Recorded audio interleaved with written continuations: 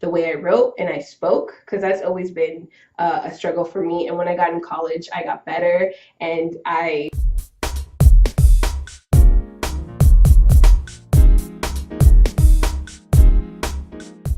Hey, this is LanceMcGowan and Cariela Santana. hello, and today we're going to walk down memory lane. Last video, I walked down memory lane a little bit and shared some more about my story, and today it's Cariela's turn.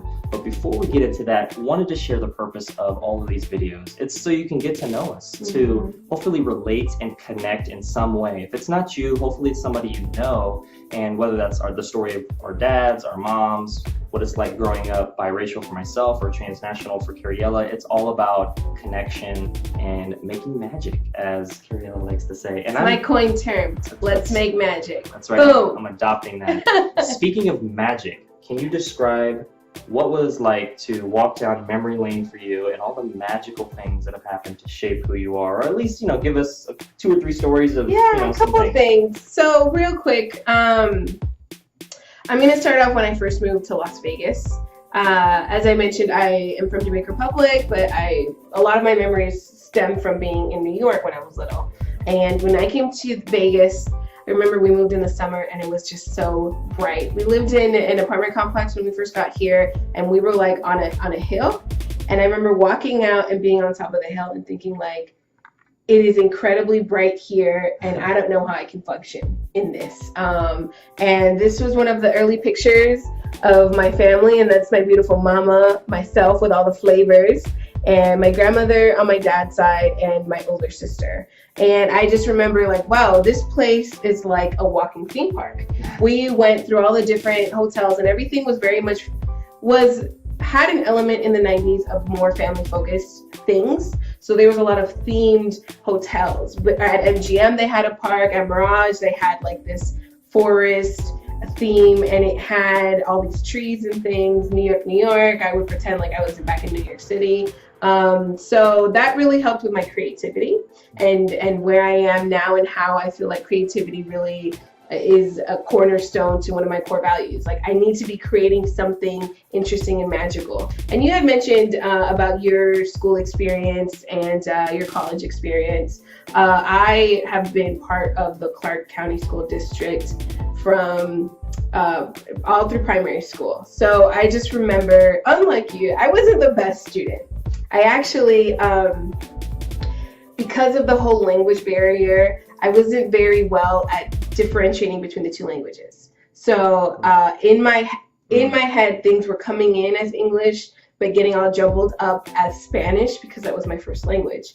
And I would go home and I'd be completely confused. And actually, even in 2nd grade, I almost didn't pass 2nd grade. Oh, no. Yeah, because they had those tests at the end of the year to see how you were, gauging where you were as a student and if you could go to the next. My parents actually decided to take me out of school and ship me back to the Dominican Republic, where my grandmother was a teacher. She was actually an English teacher, and she helped me differentiate between the 2 languages. Wow. And throughout all of my studies, it's always been a struggle of not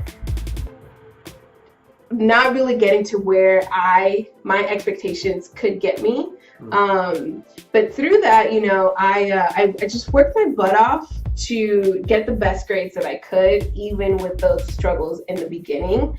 And it changed as I got older. When I graduated high school, I had some really impeccable English teachers that kind of like made me feel more comfortable in the way I wrote and I spoke, because that's always been a struggle for me. And when I got in college, I got better, and I became really comfortable with speaking with people, really comfortable with writing and sharing my story. I think that's one of the reasons why I just love storytelling.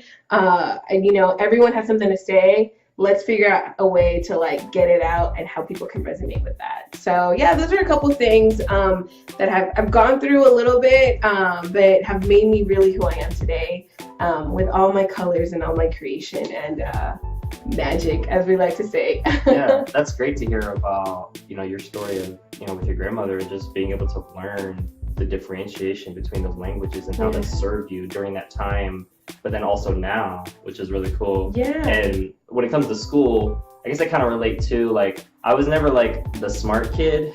I was the one who just did the homework and like Worked the hardest. tried to work hard, because I was like, I know I'm never going to be the smartest kid, but I will try to work the hardest that I can. And that was basically how I survived in high school. I didn't have the best eyesight, and that's what actually caused some of my high school injuries and stuff like that. Wow. So I actually should have got contact lenses when I was in high school. But lots of learnings, and all those things have shaped why I appreciate the life that I have now and the people that I've surrounded myself with who try to make me a better person. And I think that's so much about what this is about, is how do we leverage our strengths, work with each other on our weaknesses, so that we both can become better versions of ourselves.